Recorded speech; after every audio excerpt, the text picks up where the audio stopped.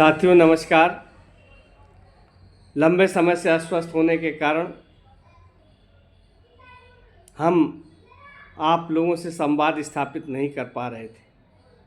तमाम शिक्षित बेरोजगार भाई बहन हमको फ़ोन कर रहे थे। हमने बहुत लोगों का फ़ोन भी नहीं उठाया पाए क्योंकि अस्वस्थता बहुत ज़्यादा थी और संवाद स्थापित करने की स्थिति में मैं नहीं था। अब स्वस्थ हुआ हूँ।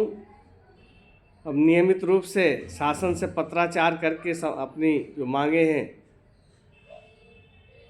उसकी जानकारी इकट्ठा कर रहा हूँ। सबसे बड़ी समस्या जो शिक्षित बेरोजगार हमारे दिव्यांग भाई बहन हैं वो बराबर हमको फ़ोन कर रहे थे और नई जानकारी की अपेक्षा रख रहे थे। हमने राज्य आयोग दिव्यांगजन से वार्ता के लिए समय मांगा था। उन्होंने 16 जनवरी को वार्ता के लिए बुलाया था। 1.5 घंटे की लंबी वार्ता के बाद हमने जो मांग रखी उनके सामने कि संघ लोक सेवा आयोग की तरह यूपी SSSC आयोग और यूपी PSC आयोग में चलन क्रिया के दिव्यांगजनों को उनकी कार्य क्षमता के आधार पर नौकरियों में अवसर देना चाहिए।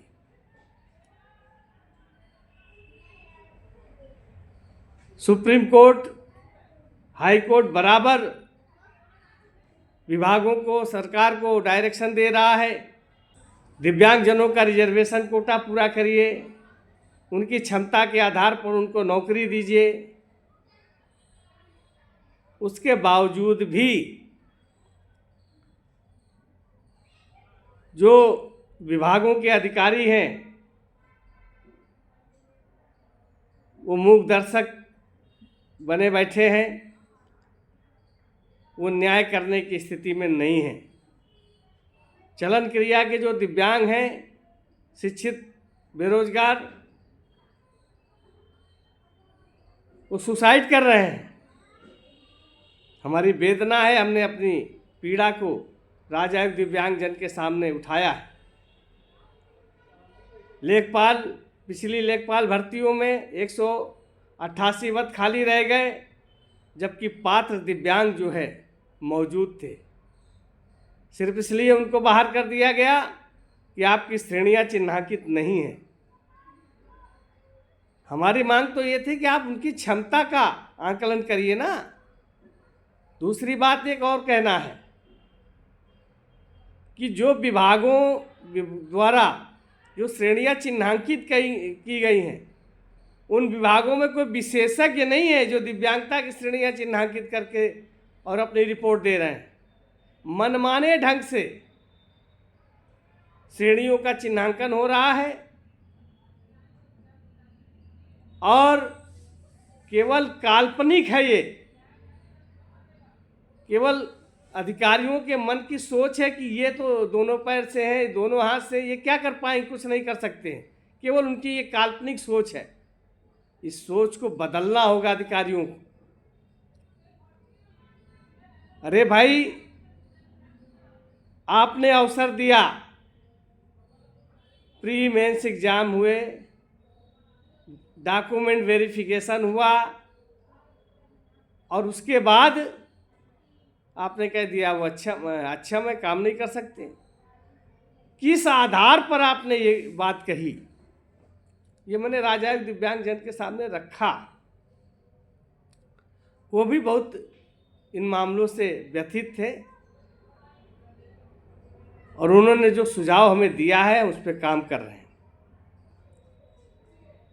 हमने पत्र मेल कर दिया है लखनऊ से लौटते ही संबंधित विभागों को, दिव्यांगजन सशक्तिकरण विभाग के प्रमुख सचिव को, मुख्यमंत्री को, सबको हमने पत्र मेल किया है कि संघ लोक सेवा आयोग की तरह यूपी SSSC आयोग और यूपी PSC आयोग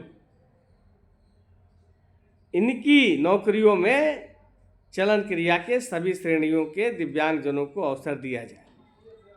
दुर्भाग्यपूर्ण स्थिति यह है कि पहले 7 श्रेणियां हुआ करती थी दिव्यांगता की, और अब 21 हैं 2016 के अधिनियम, दिव्यांगजन अधिनियम में।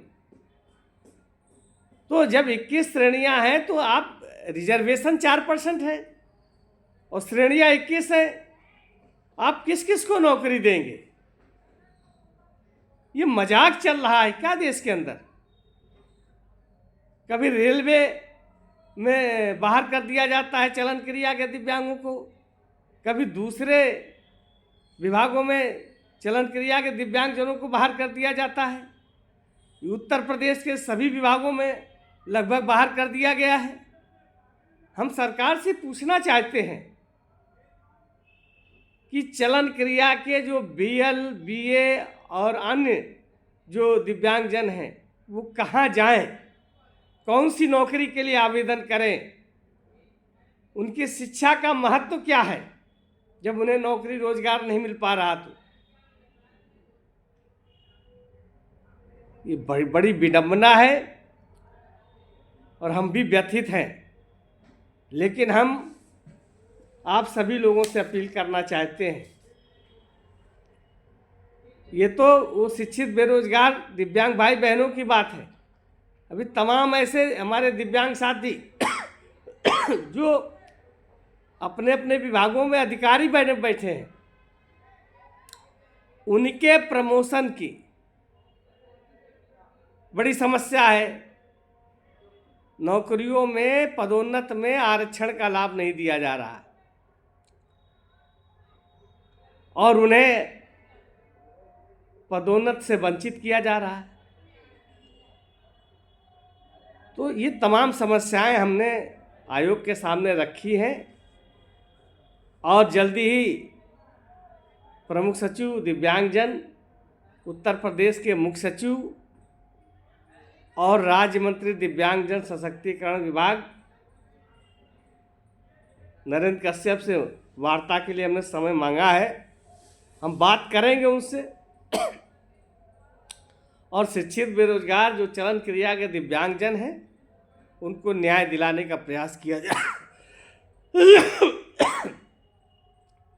आप लोग बार बार हमें फ़ोन कर रहे हैं, आप धीरज रखिए। स्वास्थ्य बीच बीच में गड़बड़ हो जाता है जिसकी वजह से काम को रोकना पड़ता है। अभी भी पूर्ण रूप से स्वस्थ नहीं हूँ, लेकिन चूँकि समस्याएं इतनी ज़्यादा हैं कि मैं आपको क्या बताऊं। अभी एक हमारी दिव्यांग बहन प्रमिला यादव है कानपुर की, 2006 में हम लोगों ने लड़ भिड़ के उनको नौकरी दिलाई थी सफाई कर्मचारी के पद पर। 20 साल तक उन्होंने बराबर नौकरी किया और वहाँ के एक भ्रष्ट बाबू को विकास भवन के उनका जो है इलाज का पैसा नहीं निकाल रहा था, एंटी करप्शन से पकड़वा दिया। जब एंटी करप्शन से वो पकड़वा दिया, उस दिन से आज तक उसका उत्पीड़न बराबर अधिकारी और कर्मचारी और वहाँ के नेता मिलकर कर रहे हैं। उनके पति का देहांत 1 दिसंबर को हो गया। 17 दिनों का छुट्टी का प्रार्थना पत्र दिया उन्होंने और उनका वेतन काट दिया, छुट्टी स्वीकृत नहीं की। जब हमने अधिकारियों को नोटिस जारी किया कि हम आंदोलन करेंगे तो 14 दिन का वेतन स्वीकृत करके लेटर पकड़ा दिया। ये स्थिति है दिव्यांगों के साथ, चाहे सरकारी नौकरी में हो और चाहे बेरोजगार हो, सबका उत्पीड़न सरकार में हो रहा। अधिकारी मनमाने ढंग से कर रहे हैं। लेकिन आप सभी से हम अपील करना चाहते हैं कि भाइयों बहनों, आप लोग एकजुट हो जाइए। अगर आप घर में हाथ पे हाथ धरे बैठे रहेंगे तो कुछ होने वाला नहीं है, लड़ना पड़ेगा।